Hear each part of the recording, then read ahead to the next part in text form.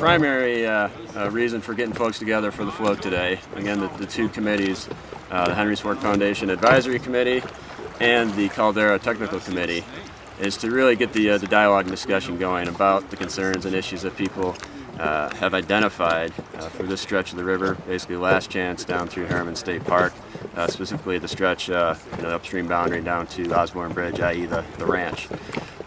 Three objectives I kind of put into kind of chronological order.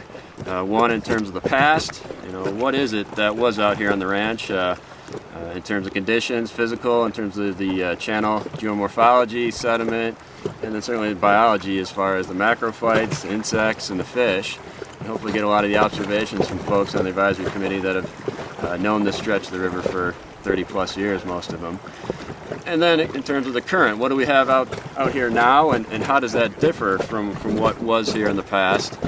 And trying to figure out how best do we capture what's here now in terms of assessment, in terms of kind of a first phase of restoration of this particular stretch of the river. And then finally, kind of the future is where are we going with this particular stretch of the river? What can we do to potentially improve it? And certainly we're going to want to look at habitat and what are some of the changes that people have seen down here and observed, and some of the issues or some of the things that we've picked up with the science that we have compiled, and figure out what kind of vision people have for this particular stretch of the river.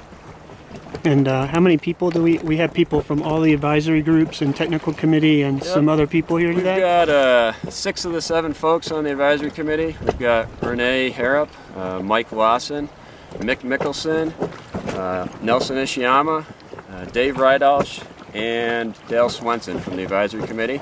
And this committee was formed up about 2 years ago by the foundation, really to kind of give the foundation some advice or advise us on various issues.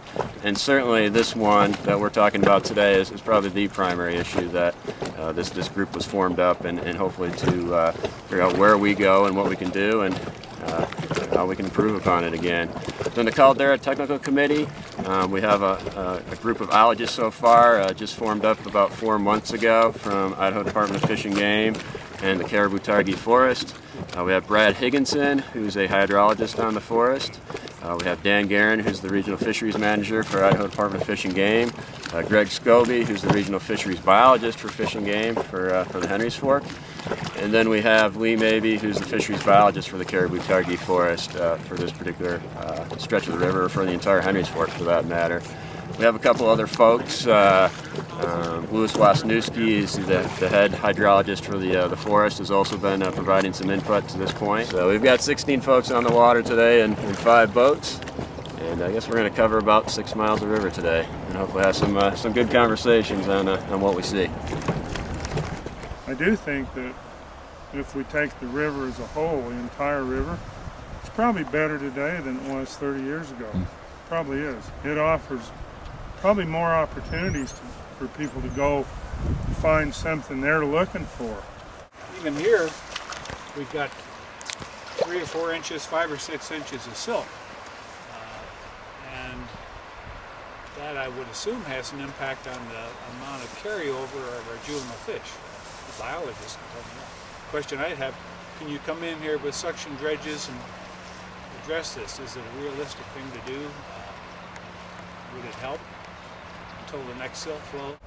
I think it's a mistake to try to believe that we can return it to whatever historic levels that we had. I think, for me, Mike and Mick would agree, we seem to be on a downhill trend. I mean, it seems to be going this way, not off a cliff, but I would see that as being our objective, is to try to maximize what within our ability, what the river can produce within reasonable management effort. Ranch is clearly the marquee place that attracts people here and that makes the Trout Unlimited members vote the Henry's Fork is the #1 stream in the country.